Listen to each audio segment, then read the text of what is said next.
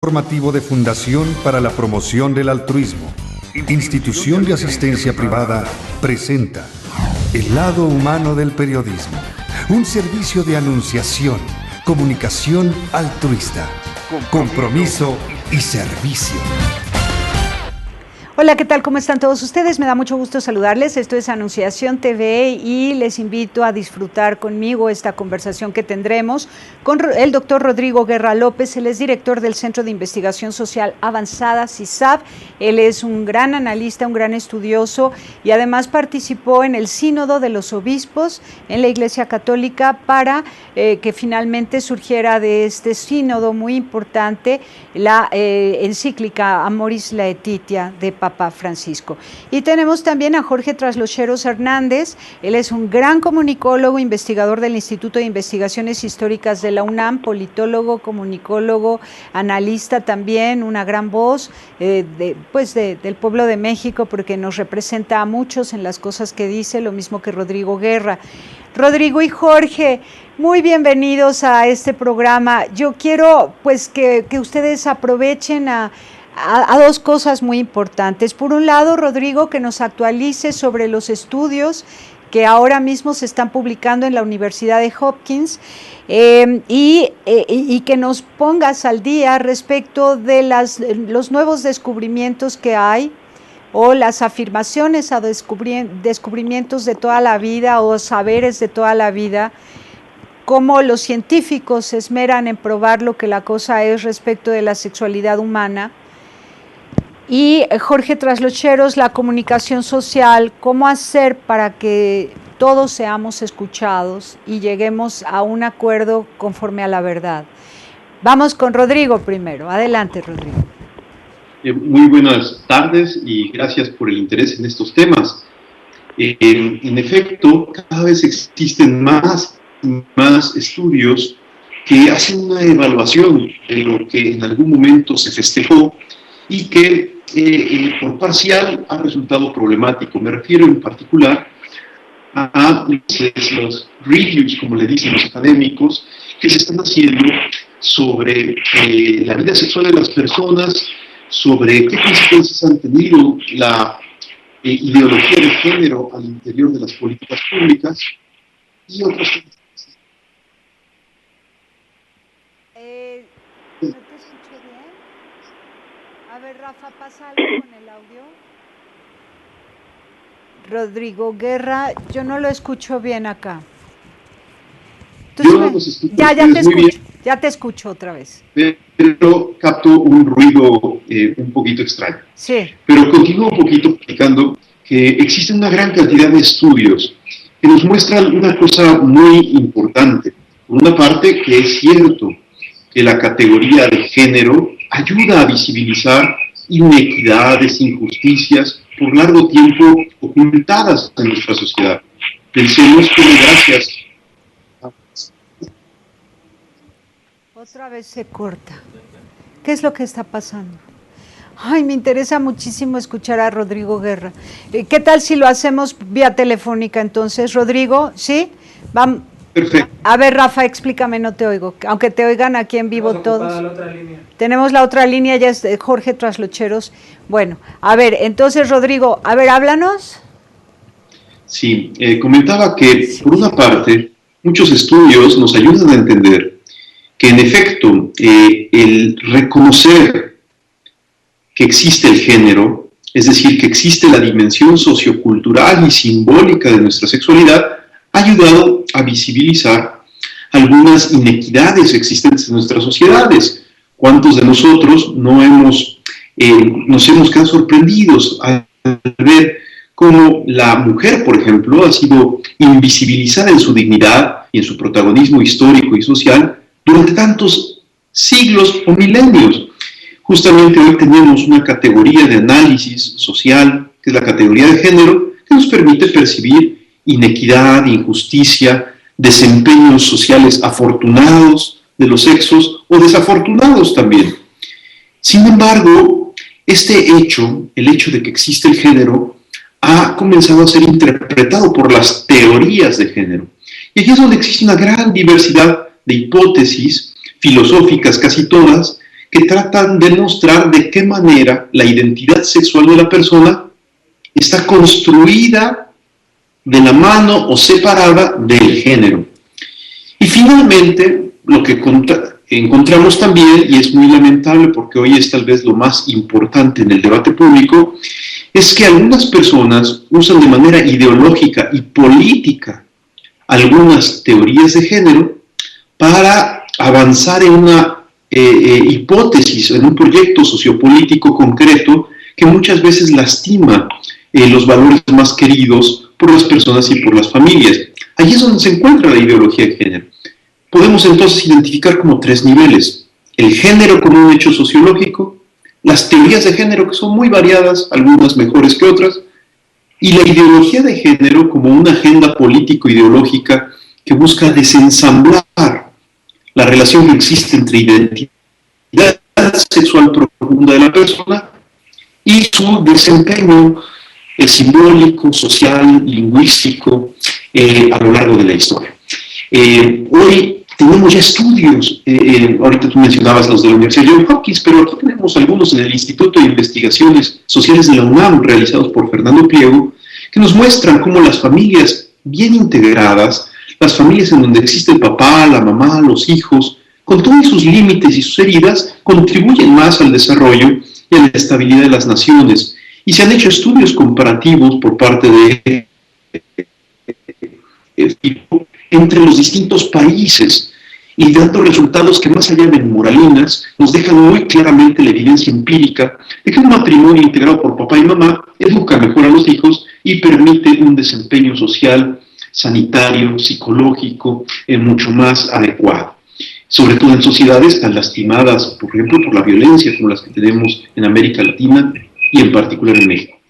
Y existen también evidencias de que a veces cuando las parejas del mismo sexo buscan adoptar, esto introduce a los bebés, a los niños, a los orfanitos, en una nueva vulnerabilidad. A veces no se entiende con claridad. Sí, ¿qué pasó ahí? Sí, sí, entiendo que lo que provocan es muchísima confusión, ¿no? Provocan confusión al hacer creer de manera absurda que la sexualidad es una construcción social, cuando pues el ser humano nace asexuado, nace con una sexualidad definida. Bueno, vamos con Jorge Traslocheros antes de que se nos vaya, que ya nos advirtió que le toca ir por sus hijos a la escuela. A ver, Jorge, no te vayas, Rodrigo Guerra. Jorge Traslocheros. Dime, yo cuando analizo los discursos de unos y otros, lo que veo es que hay una minoría, pero que está siendo respaldada por muchos medios de comunicación que yo no sé si reciben dinero o qué es lo que pasa, pero apoyan con enjundia la ideología de género que tanto daño ha hecho ya a otras naciones y que se pretende introducir en México. ¿Qué es lo que nos está fallando en la comunicación o por qué ellos no escuchan cuando uno dice la verdad? Mira, yo creo que ahí lo más importante que tenemos que hacer es diferenciar perspectiva de género de ideología de género. Uh-huh. Cuando hablamos, lo que estaba diciendo Rodrigo, cuando hablamos de perspectiva de género, lo que estamos afirmando es un principio metodológico que los historiadores y en general los científicos sociales usamos mucho y no es nuevo, no es de esta época ni nada por el estilo, es simplemente tomar un punto de vista desde el cual queremos observar la realidad, es un principio de método. Entonces, si en los estudios de perspectiva de género yo puedo estudiar el papel de la mujer en el siglo XVII, el papel de la mujer en el siglo XX, con perspectiva de género puedo estudiar la comunicación, creciente de distintos medios católicos, entonces pongo como ejemplo a Tere porque es una mujer, ¿no? O a Rodrigo porque es un hombre. Entonces, esa perspectiva de género es un principio de método, no es totalmente inocua, es muy buena y ayuda a entender mucho la realidad. Eso ha ayudado a entender muchas cosas. Ahora, la ideología de género es cuando reducimos toda la realidad, que eso es lo que hacen las ideologías, Tere, reducen toda la realidad a una sola cosita, ¿sí? Entonces, si reducimos toda la realidad al género, y creamos un determinismo a través del género y esa es ideología. Las ideologías lo que buscan es el poder. Las perspectivas de familia, de género, económica, jurídica, lo que buscan es comprender. Entonces, yo lo que estoy viendo es que mientras que los ciudadanos que se han manifestado, sus líderes, se están viendo las cosas desde una perspectiva de género, es decir, el hombre y la mujer tienen una complementariedad, eso es perspectiva de género.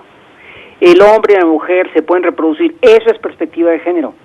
Es muy importante que el niño y la niña tengan a su vez referentes con los cuales identificarse. Todo eso es perspectiva de género, ¿sí?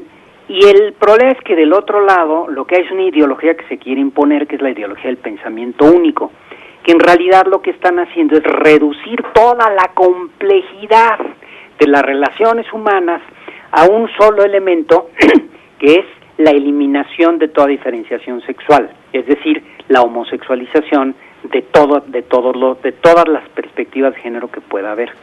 ¿Por qué no nos estamos comunicando, Tere? Porque hablamos un lenguaje distinto, ¿sí?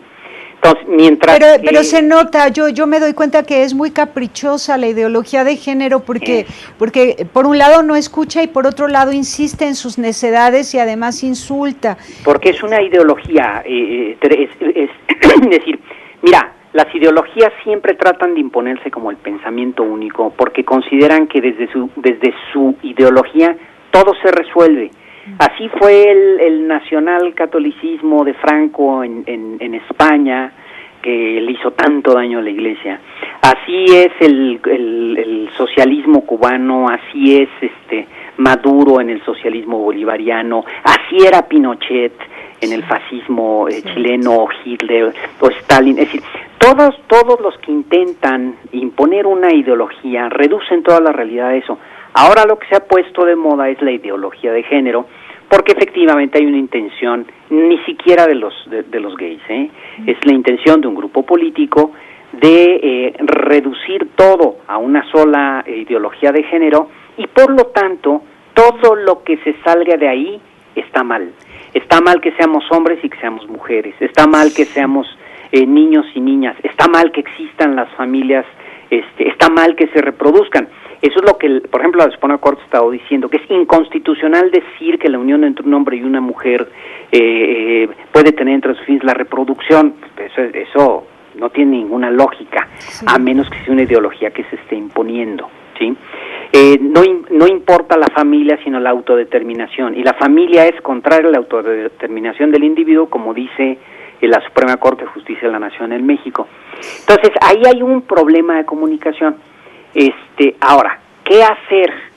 Yo creo que todos estos ciudadanos, mayoritariamente cristianos, católicos, evangélicos, protestantes, mormones, es decir, yo creo que lo que hay que hacer es, punto uno, nunca renunciar a la propia identidad, porque renunciar a la identidad es tanto como renunciar a ti mismo, ¿sí? Es como borrarte para poder... No. Lo que se debe hacer es, y creo que se está haciendo, y se está haciendo bien, poner razones, dar razones de esta situación, porque nuestra mente está diseñada para acabar entendiendo razones, y las ideologías siempre son muy grotescas, que es lo que estamos viendo. Sí. ¿Qué tenemos que hacer? Conciencia y paciencia, es decir, con conocimiento de causa y con mucha paciencia, exponer las razones, seguir exponiendo las razones. Ahora, en tercera idea, muy importante, Tere, en el espacio público, en una democracia, el diálogo no necesariamente significa que en un café nos sentamos a platicar, porque a lo mejor las condiciones no están dadas para eso. Pero el diálogo empieza desde el momento en que los ciudadanos, de manera libre y bien informada, participan del debate público, que es exactamente lo que estamos viendo. Es decir, ciudadanos conscientes que con buen conocimiento de causa salen y expresan sus ideas.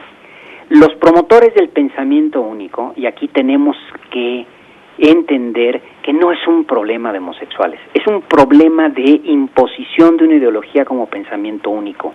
Así como los obreros no tenían nada que ver con los comunistas que decían defenderlos, así ahora los gays tienen muy poco que ver con la ideología de género que dice defenderlos, ¿ok? Sí. Eso lo debemos entender muy claro. Entonces, ¿qué es lo que hay que hacer? En el espacio público de una democracia hay que ir exponiendo razones, explicándolas, aprovechando todos los espacios para irlas, y eso va a ir permeando en la sociedad. Hay que buscar canales, es una acción cultural de muy larga duración, puede tardar muchos años en que la idea permee, pero no debemos seguirla expresando. Debemos alejarnos de la diatriba, del insulto, porque esa es la herramienta que utilizan los paladines del pensamiento único. Sí, sí, sí. Y lo más importante, Tere, entender que el pensamiento único es la forma, es la materia de una dictadura. La forma es si va a ser el socialismo de Maduro o de Chávez, o el populismo o el comunismo o el fascismo. Esas son las formas que toma. Pero toda ideología quiere imponer un pensamiento único, independientemente de su forma, para mejor dominar a la sociedad. En este caso, la ideología de género tiene un peligro muy grande. La democracia vive de sus cuerpos intermedios, es decir, mientras más fuertes son las universidades, la educación, la familia, los sindicatos, los medios de comunicación como mientras más fuertes son, más fuerte es la sociedad civil y mejor democracia tenemos. La intención del pensamiento único es golpear lo más fuertemente posible a estas instituciones que fundamentan la libertad de la ciudadanía. Le pegan a la educación, por eso tratan de imponer una ideología dentro de la educación, controlan las universidades, controlar medios de comunicación, golpear lo más fuertemente posible a la familia, porque la familia es la gran gestora del bien común. Entonces, no perder de vista esto. Y hay estrategias que ellos usan, como por ejemplo el chantaje, el buscar la lástima. Esto es tan viejo, son estrategias muy viejas y obsoletas. Es el chantaje y la lástima y tratar de conmover a todo mundo para que consienta a estos personajes que intentan representar a la mayoría de los homosexuales, pero es inútil, no lo lograrán porque la mayoría de los homosexuales reconocen que han nacido de un hombre y una mujer y que los niños necesitan un papá y una mamá y que cada figura jurídica para cada estilo de vida, matrimonio para hombre y mujer, punto, ellos mismos lo reconocen, pero una minoría provoca lástimas, son unos artistas, usan una actuación. Lo que pasa, Tere, es que si tú apelas a la razón, la gente piensa. Si apelan al estómago, porque ni siquiera al corazón, y apelan al estómago, la gente no piensa. O sea, el objetivo de estas comunicaciones es que la gente no razone, que la gente no piense. Porque si empezamos a razonar y a pensar, lo dijiste tú ahorita perfectamente bien. Es decir, el derecho es muy generoso, sobre todo el derecho civil, y se pueden crear figuras jurídicas para proteger distintas situaciones en las que pueda vivir un ser humano en una sociedad plural y diversa. ¿Sí? Y por eso, cuando se defiende la institución matrimonial por derecho natural como jurídico entre la comunidad entre un hombre y una mujer, es porque lo que se está protegiendo es la forma en que se funda la familia. No es contra nadie, absolutamente contra nadie, pero sí es a favor de la institución más importante de nuestra sociedad, como es la familia, que se funda y se desarrolla a través de la unión de un hombre y una mujer, entre cuyos fines está indudablemente la reproducción, aunque los ministros de la Suprema Corte se hagan pates del coraje. Sí. Ahora, hablando de ello, haciendo un análisis, bueno, cuando uno intenta hacer un análisis político, social, económico, ya sea del mundo o de una nación como la nuestra, pues tiene que usar muchos temas que son transversales. Por ejemplo, yo intento descubrir qué hay detrás de este movimiento y de esta búsqueda de imponernos una ideología de género que tanto daño ya ha probado que hace.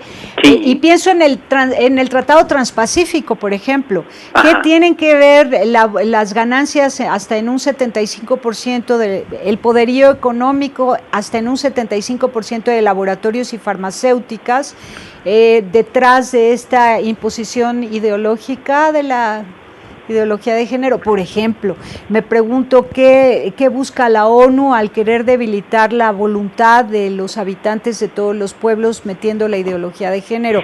¿Qué dinero ganan ellos? ¿Qué pierde y qué gana la Suprema Corte de Justicia de la Nación cuando deja de ser objetiva, cuando se pone como si fuese legisladora y no lo que le corresponde, que es el Poder Judicial, ¿no? Y se pone como poder legislativo, o los organismos defensores de derechos humanos que adoptan este pensamiento único y se olvidan de la diversidad de la humanidad. Fíjate, esto que acabas de decir es muy importante, Tere, porque lo hacen diciendo que defienden la diversidad.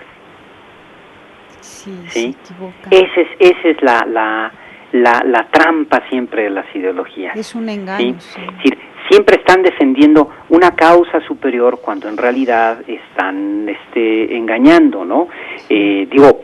No podemos olvidar que Mussolini o Stalin de la Rusia comunista verdaderamente iban a hacer la revolución mundial que iba a liberar por siempre a la humanidad. Iban a hacer una sociedad tan perfecta que los hombres no tuviéramos la necesidad de ser buenos, fíjate, porque bastaba conseguir las reglas que dictara el Estado. Es decir, siempre hay esta cuestión, pero la politología es muy clara en esto, ¿no? Mientras más débil sea la sociedad civil, mayor será el poder del Estado y la facultad de dominación de los grupos del poder. Esto está muy, muy estudiado, y esto que estamos presenciando ahorita con tanta agresividad no es nuevo. En realidad, esto es tan viejo como los romanos mismos, ¿no? Es decir, imponer una visión única del mundo, imponer una ideología. El problema que tenemos es que vivimos y queremos vivir en una democracia. Y afortunadamente, y aquí hay que aplaudirlo y que nos dé gusto, pero llamar también a la conciencia, la sociedad mexicana ya no comulga con piedras de molino. Y por eso ha salido, porque además hay una enorme conciencia que en medio de la corrupción, la violencia, el cinismo de la clase política, ¿no? Ahora se quiere meter con la familia y pues la gente se enojó. Claro. Salió, no se enojó por eso, salió a expresar un enojo que además se nutre de esto. Eso también es muy importante, yo creo, entenderlo, ¿no? Sí.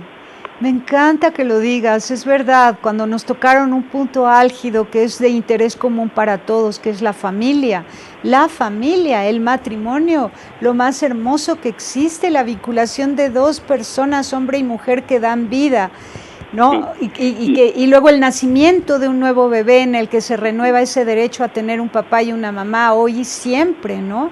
Ahora, pero hay algo más todavía, Tere. La familia es la gestora del bien común. ¿Qué queremos decir con esto? En la familia, ¿sí?, se gestan los buenos ciudadanos. La crisis de corrupción y violencia que tenemos principalmente ha debilitado y se alimenta de la debilidad de las familias. ¿Sí? Cuando tú tienes un mensaje permanente en donde están separando constantemente al hijo de la familia, lo vuelven una piedra dócil para la dominación. ¿Cuáles son las frases que escuchamos todo el tiempo con esta ideología de género? Los papás heterosexuales no saben. Sí. Los viejos no saben. Eso era de otro tiempo. No tienes que aceptar lo que tus papás te digan. Es decir, hay un bombardeo permanente para desintegrar y separar a los miembros de la familia para mejor dominarlos. Esto no es nuevo. Estos son cosas que el siglo XX experimentó muchísimo, ¿sí? Por ejemplo, en la Alemania nazi de Hitler, no hemos llegado a ese punto, no dudo que llegaremos, era separar a los jóvenes de sus familias creando las famosas granjas o creando las juventudes, ¿no? Como hoy en Cuba que todavía existen las juventudes comunistas, ¿sí? Todo este tipo de cosas están ahí. Ahora, pues tenemos que dar razones, denunciar y participar como ciudadanos. Ya no se vale quedarse en casa y no votar, ¿eh? Claro. Ya no se vale no exigirle a los políticos que pongan en la agenda lo que nosotros queremos que pongan.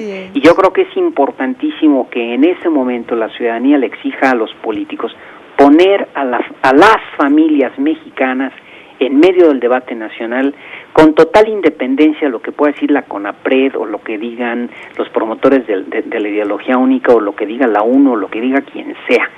Si nosotros no tomamos como ciudadanos responsabilidad sobre el bien de las familias mexicanas, pues entonces difícilmente México va a salir de su crisis de corrupción y de violencia. Así 2 más es. 2 son 4, mi Tere. Claro, y como no sabemos qué premio les dan a las naciones que aceptan la ideología de género y que la imponen desde el Estado a sus ciudadanos. No, sí se sabe muy bien. ¿Qué les dan? Porque ¿cómo es posible que algo de crédito, inversión. Fíjate que el Papa en la exhortación apostólica Amoris Laetitia y en su anterior encíclica lo dice muy claramente. En Laudato Si. Es inhumano la forma en que queriendo imponer un colonialismo ideológico, y se refiere a esto, los países poderosos condicionan los créditos y las ayudas humanitarias a los países pobres. Sí, pero que México sea valiente y no acepte esos condicionamientos ni esa coacción. No, es que aguas, porque nosotros no somos un país pobre, somos un país con pobres, pero México no es un país pobre. Sí. ¿Qué es pretender codearse con las 17 naciones más poderosas del mundo a la vanguardia de la ideología de género? Alguien le vendió esto a Peña Nieto, no sé quién se lo vendió y se la compró. Sí, pero no, hay que despertarlo y apoyarlo para que no tome una decisión en contra de la dignidad humana. Si no somos los ciudadanos que claramente hablemos sin renunciar a nuestra identidad, sin dejarnos intimidar por la imposición de un pensamiento único, van a seguir haciendo lo que se les pegue en la gana, ¿eh? Sí, claro, no, ya nos dejamos mucho, bueno, y unos somos todavía víctimas del legado que nos dejaron otras generaciones, como el feminismo exacerbado, que ya atropelló 2 generaciones adelante de aquellas mujeres que fueron las pioneras de ese movimiento. Uy, sí. Y ha atropellado 2 generaciones, ¿no?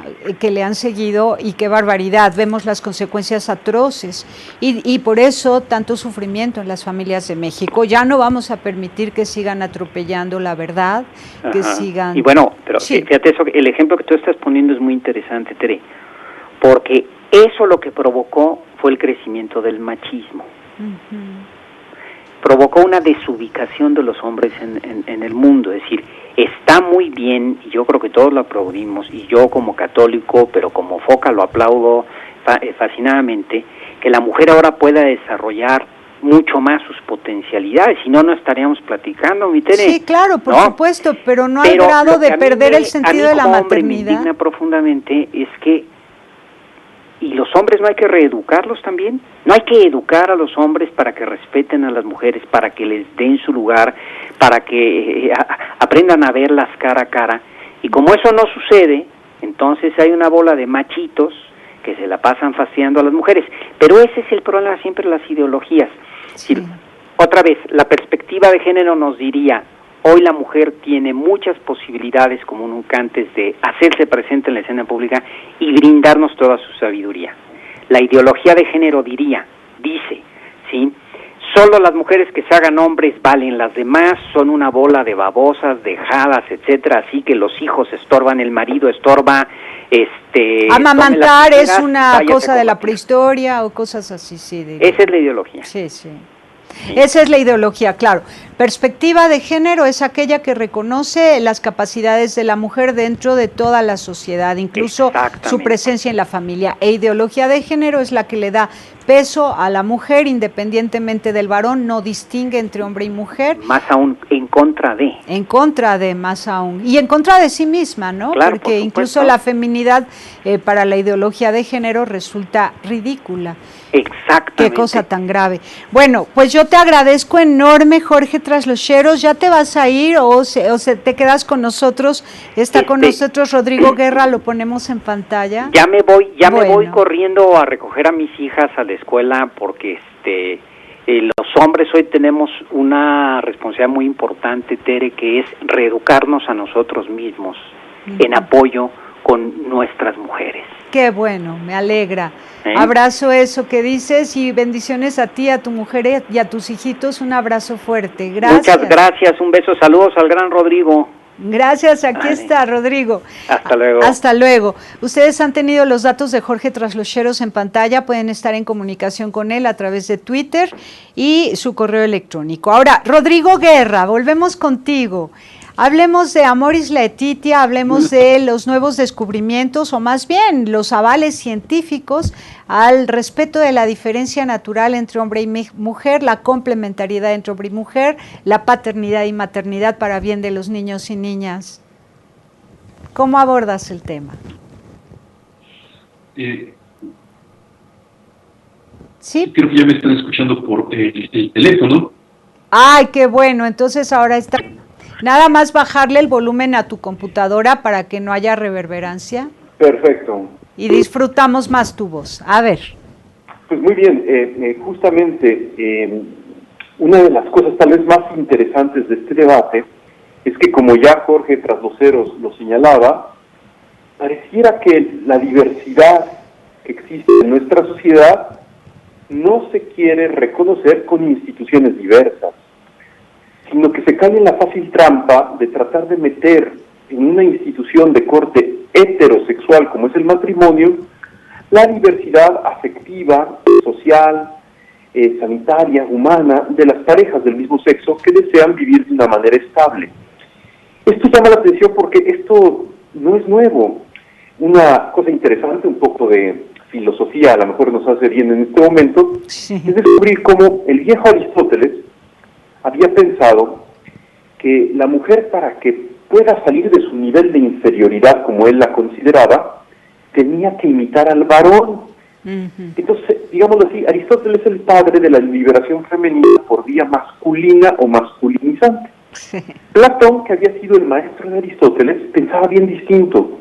Él pensaba que la mujer tendría que encontrar su propio espacio diverso al del varón para poder emanciparse y no vivir en una condición de inferioridad.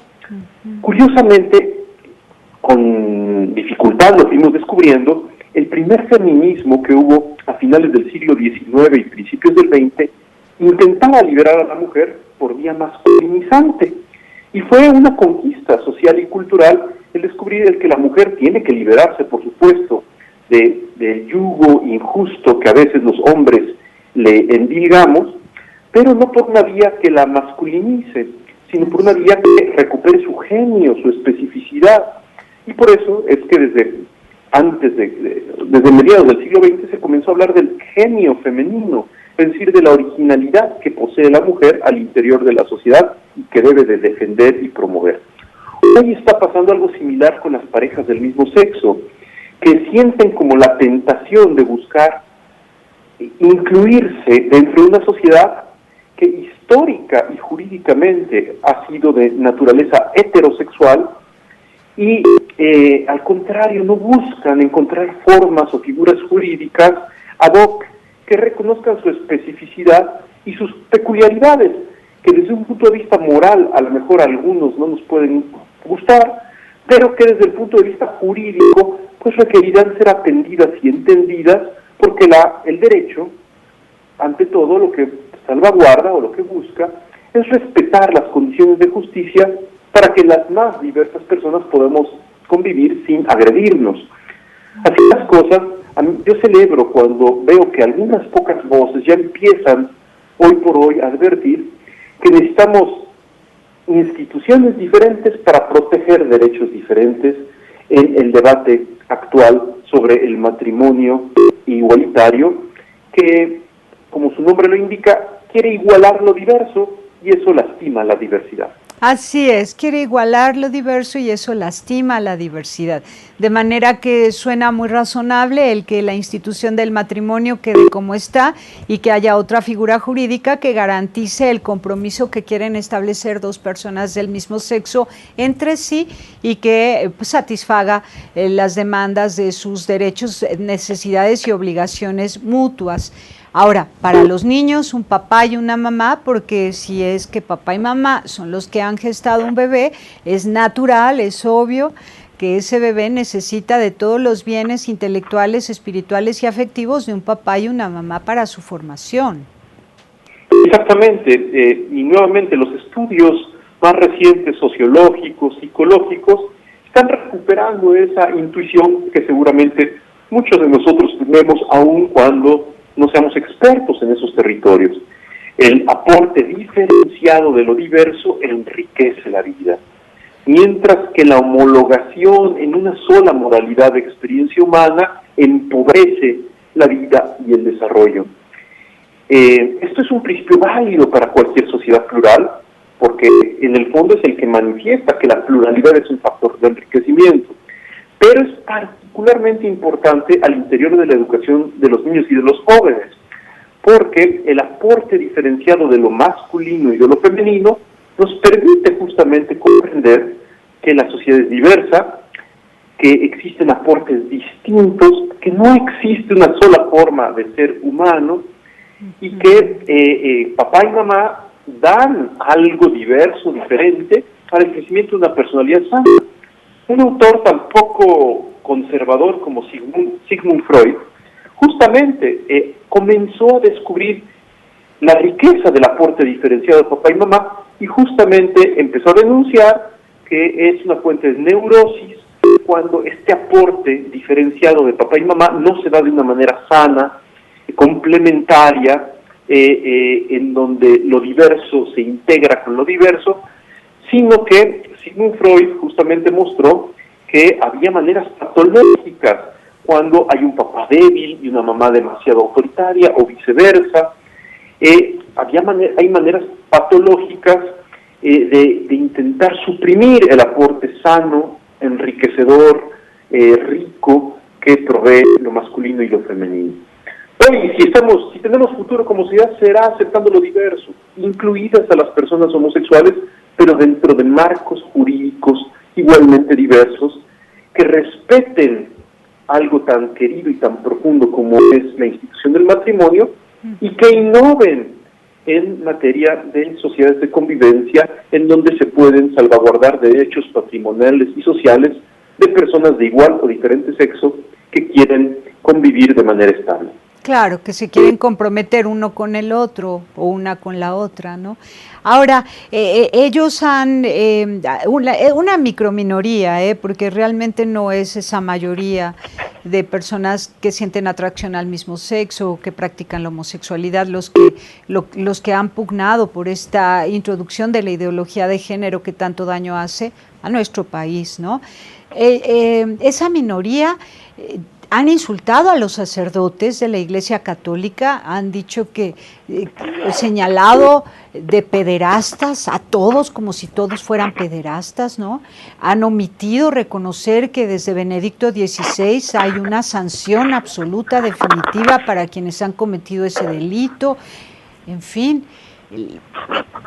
Pero pues celebro que la Iglesia Católica ha mantenido la paz, ¿no? Y ha sabido dialogar y perseverar en la defensa del matrimonio hombre-mujer y la defensa de los niños. Esto que tú notas es muy importante y yo creo que hay que visibilizarlo claramente. A nivel de discurso, se ha acusado a la Iglesia Católica de intolerante, homófoba, vertical, inquisidora, perseguidora de homosexuales, violenta, cerrada al diálogo. Pero, curiosamente, durante las manifestaciones que hemos vivido en los últimos días, tanto en la Ciudad de México como en otras partes de la República, quienes han asumido un tono beligerante, agresivo, provocador, no me atrevo a decir que hayan sido los homosexuales, sino los líderes de algunos grupos de activistas pro-homosexual que, por ejemplo, colocaron un enorme letrero en Paseo de la Reforma con la frase "Iglesia asesina". Mientras que en las manifestaciones a favor de la familia y del matrimonio, prácticamente eran como kermeses donde iban los papás con los hijos, en un tono muy, muy pacífico. Prácticamente no hubo ningún tipo de descalificación u homofobia, que de repente algunos católicos podemos llegar a tener en el momento de la pasión o del exceso. Pues a pesar de que las manifestaciones fueron muy grandes en todo el país y en la Ciudad de México también, no hubo situaciones de exceso, de extremismo, sino que al contrario hubo un tono más bien a favor del matrimonio, eso sí, y sin meterse a juzgar la condición homosexual, que el Papa Francisco mismo nos ha enseñado, en particular a los católicos, que debemos, antes de juzgarla y condenarla, acogerla pastoralmente y eclesialmente para poder inaugurar una nueva etapa al interior de la Iglesia Católica, en donde las personas con preferencias hacia personas del mismo sexo sean acogidas y atendidas pastoralmente, porque merecen, por su dignidad y por ser hijos de Dios, el mayor de los cariños y de las ternuras por parte de la comunidad eclesial. Así es. A mí me parece que esta posición de la Iglesia Católica y particularmente el Papa Francisco la tenemos que aprender todos los católicos, porque no podemos caer en la fácil provocación y trampa en la que nos quieren encerrar algunos, de la descalificación del homosexual o del juicio déspota de su vida, sino al contrario, con gran paciencia y con gran caridad, decir la verdad sobre el matrimonio y la familia, tal como la reconocemos por la ley natural y por el uso recto de la razón, y al mismo tiempo emprender esta nueva acogida que todas las personas que vivimos distintas heridas merecemos al interior de la comunidad eclesial. Así es, porque además cualquier persona que se mostrara homofóbica podría estar haciendo mucho daño emocional a personas que sienten atracción al mismo sexo, cuando en realidad ni siquiera pertenecen a ese movimiento político muy pequeñito que hace mucho escándalo en México, que está avalado por esa élite global mundial que pretende homosexualizar a los pueblos para una conquista económica posterior, etcétera. Y bueno, afortunadamente todos tenemos en las familias algún primo, algún sobrino con atracción al mismo sexo que está librando su propia batalla, pero que también lo hemos escuchado o los hemos escuchado decir que están en favor del matrimonio entre hombre y mujer, que están en favor de que los niños tengan un papá y una mamá, y esa es la mayoría de los mexicanos. La mayoría de los mexicanos conserva todavía el sentido común, la cordura, el respeto a la vida y a la naturaleza, porque además apenas hace 50 años todavía teníamos 75% de población campesina en México, y conoce muy bien esa población campesina y su descendencia cómo funciona la naturaleza y respeta los ciclos de la naturaleza, entiende perfectamente lo que es macho y hembra, entiende perfectamente lo que da la hembra de cualquier especie a las crías, lo mismo que lo que ofrece el macho a la comunidad, ¿no? A la que pertenece biológicamente, en fin. Ahora, Rodrigo, me gustaría que nos digas, nos regalas 10 minutos más y aquí hago la señal de alargamos, 10 minutos. Dime, Papa Francisco en Amoris Laetitia hace alguna aclaración, algún punto de cómo acercar, acoger, cuidar, acompañar el proceso de las personas que sienten atracción al mismo sexo? Sí, los comentarios del Papa Francisco en este documento en particular son más bien escasos o pequeñitos, porque la temática central es el drama pastoral que viven los matrimonios construidos entre hombre y mujer, y ese fue el tema que absorbió la atención de los dos sínodos y del Papa en su exhortación posinodal. Sin embargo, sí hay una actitud general que el Papa nos enseña en Amoris Laetitia para todos aquellos que tenemos diversas heridas de cualquier tipo, que pueden ser en el ámbito matrimonial, familiar, en el ámbito de nuestras preferencias sexuales o en otros terrenos, como puede ser cuando se vive una situación de divorcio, de nuevas nupcias, de separación dolorosa, etc. ¿Cuál es la actitud que el Papa enseña? Hay que aprender a acoger la fragilidad. Es para que se dé esta acogida, dice el Papa, primero hay que hacer discernimiento. Es decir, evitar el juicio intempestivo y brutal que muchas veces en nombre de la verdad termina lastimando la dignidad del otro porque lo agrede cuando se le juzga o se le acusa moralmente sin haber primero entendido en qué circunstancias se encuentra. Lo primero es un discernimiento lento que nos ayuda a entender qué está viviendo el otro. Segundo, hay que acompañar estos discernimientos para que realmente no sean verdaderos y no sean una ficción pastoral. Necesitan llevar acompañamiento. El Papa dice, cuando habla de acompañamiento, que debe de haber gradualidad pastoral, es decir, paciencia en el modo como Dios actúa en cada persona, de manera misteriosa. Ninguno de nosotros se convierte de golpe y porrazo, sino que los procesos de cambio y transformación humana y cristiana son graduales. Entonces Francisco insiste mucho que aprendamos a ser muy pacientes, porque ninguno de nosotros vive en una situación perfectamente regular. O como lo dice su amigo el cardenal Schönborn, se acabó la época de las familias y los matrimonios perfectamente regulares. Hoy todos somos irregulares de una o de otra manera.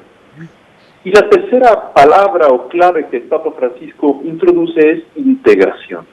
Entonces, discernimiento, acompañamiento, integración. Tenemos que aprender los católicos a ofrecer espacios de convivencia y de integración eclesial a todas las personas que se encuentran en alguna situación de herida o de irregularidad. Por ejemplo, las propias personas con preferencia a personas del mismo sexo. Porque muchas veces los grupos católicos hemos caído también en una tentación muy antigua, que es herética, formalmente herética. Es la tentación del puro, del perfecto, del cátaro, que se considera correcto, inmaculado, y que excluye a los que no son como él de su abrazo y de su acogida. Esto hoy es particularmente urgente porque el Papa nos ha indicado que en la capacidad de abrazo y de acogida se juega la credibilidad de la Iglesia. Hoy muchos jóvenes se alejan de la Iglesia cuando no ven que los adultos, los pastores, los laicos, los que pertenecemos a un grupo o a otro dentro de la Iglesia Católica, no hacemos esfuerzos más decididos por abrazar y acoger a aquel que no piensa o no vive como a nosotros nos parece correcto. Ahí tenemos que hacer un gran camino de aprendizaje para mostrar, más allá de cuestiones de moda, que la vida cristiana es para todos, no importa en qué circunstancia nos encontremos, y en la medida en que lo mostremos con hechos y no solamente con rollitos, podremos inaugurar un nuevo momento de reforma y de renovación para nuestra propia Iglesia. Sí. Tenemos que renovar esa relación personal con Cristo, que es la que nos hace sentir amor por todos y sentir pues que estamos cumpliendo una misión cada vez que nos trascendemos a nosotros mismos, al acoger a otros y al servir a otros, ¿no? Así es. Y eso adentro de cada comunidad, de cada templo, de cada iglesia con minúscula, para que la gran iglesia pues haga eso, que brille el Espíritu Santo, que ilumine al mundo, que sea una fiesta esto de vivir, ¿no? Esto de peregrinar en el tiempo y el espacio. Ahora, Rodrigo, ¿qué es finalmente sexualidad ahora con tanta confusión y tanta terminología inventada, sofismas, premisas falsos en los discursos de la ideología de género? ¿Qué dirías, persona y sexualidad, o qué es la sexualidad humana? Sí, la sexualidad es una capacidad transversal que tenemos los seres humanos y que atraviesa todas las dimensiones de nuestra persona. Muchos de nosotros la identificamos con los órganos sexuales, o si estamos un poco más estudiados, con genes y cromosomas. Y es cierto que la sexualidad se manifiesta en nuestros órganos sexuales y en nuestros cromosomas, pero la sexualidad también está presente en nuestra mente, en nuestra manera de pensar, de escribir, de decidir, de vestir, de relacionarnos socialmente. Entonces, ¿qué quiere decir esto? Que la sexualidad es mucho más que la genitalidad. Es una capacidad que los seres humanos tenemos para afrontar el mundo, vivir las relaciones con nuestro prójimo, y muy especialmente es una gran capacidad hecha en el ser humano al servicio del amor. A diferencia de la sexualidad animal, el hombre puede vivir su sexualidad no solo respondiendo al instinto, sino respondiendo al misterio de la persona del otro y de su dignidad. En otras palabras, los fenómenos del amor, el enamoramiento y la atracción humanos se distinguen de la instintividad animal porque justamente descubren un nuevo universo que va más allá de los instintos, que es el universo del amor específicamente humano. Por eso es que la sexualidad humana es un universo tan rico, tan bello, que nos permite mostrar de una manera empírica, no solo teórica, que el ser humano es más que un ser muy evolucionado en el reino animal, es un ser propiamente personal, que tiene una historia única e irrepetible, y que en el momento de vivir la sexualidad podemos hacer de la sexualidad un momento, una ocasión para descubrir el misterio del otro y cantarle un homenaje justamente a través de un beso, de una caricia o de un compromiso de por vida como el que se da al interior del matrimonio. Así es maravillarse de las diferencias, maravillarse del otro tan distinto a uno como mujer. Y a él también, que se deje inundar de la maravilla que siente al observar a su mujer y saber que es un regalo de Dios para ella y que juntos hacen mucho, porque la visión se completa, la visión de la vida se hace grande, grande, grande cuando es pues hombre y mujer mirando aquello que ven en todo su entorno, en el mundo entero, que ven de Dios, porque además la forma en la que la mujer conoce a Dios es distinta a la forma en la que el hombre lo conoce, y al platicarse lo que cada uno ve de quién es Dios, completan su visión de Dios. Es una maravilla, es increíble, ¿no? Y luego, y yo creo que eso es uno de los grandes retos que hoy tenemos, el que aprendemos a apreciar, a querer. Esto es algo muy propio de nuestra época, apreciar lo diverso, pero además es muy propio de la vida cristiana, del Evangelio, en donde Jesús justamente introdujo como una novedad sociocultural en su propio tiempo, un nuevo trato a todas las personas que por una u otra manera estaban marginadas, discriminadas o poco valoradas. Uno de esos sectores fue justamente el trato novedosísimo que él tuvo con las mujeres y que le permitió afirmar también frente a la mujer que el amor es más grande que la ideología. Así es. La ideología de su tiempo, la ideología del Imperio Romano y del mundo pagano antiguo aplastaba y no reconocía la dignidad de la mujer, y Jesús es uno de los primeros que empieza justamente a mostrar que la mujer adúltera tiene dignidad y merece respeto, que la mujer anciana también debe ser acogida y respetada, que su propia madre tiene un papel especial en la historia personal y hasta en la historia de la salvación, y con esto la Revolución Cristiana realmente introdujo una de las novedades más hermosas que hay y que hoy nos podemos honrar de tener los cristianos, que es la novedad de que todo ser humano, independientemente de su identidad sexual y hasta de sus preferencias, tiene dignidad y puede ser invitado a vivir como hijo de Dios si se sumerge en el misterio de Cristo. Me encanta, lo has dicho muy bien y yo ya no quiero agregar nada más que regresar el programa y verlo completito, porque me ha encantado esta conversación contigo y con Jorge Traslocheros. Gracias, Tere. Que Dios los siga iluminando, que sigan regalándonos tanto de su conocimiento y de sus convicciones, su esperanza, de verdad que son grandes. Un abrazo muy, muy fuerte, y a ti y a toda tu familia. Abrazo para ti, Tere, y para toda tu audiencia. Gracias, y también para todo tu equipo en CISAF. Muchas gracias. Gracias. Gracias. Pásela bien haciendo el bien. Hasta la próxima. Sí hay soluciones. Aquí, en el portal informativo de Fundación para la Promoción del Altruismo, Institución de Asistencia Privada. El lado humano del periodismo. Un servicio de anunciación, comunicación altruista. Participa en Facebook, Todo México Somos Hermanos, y síguenos en Twitter, @somos_hermanos.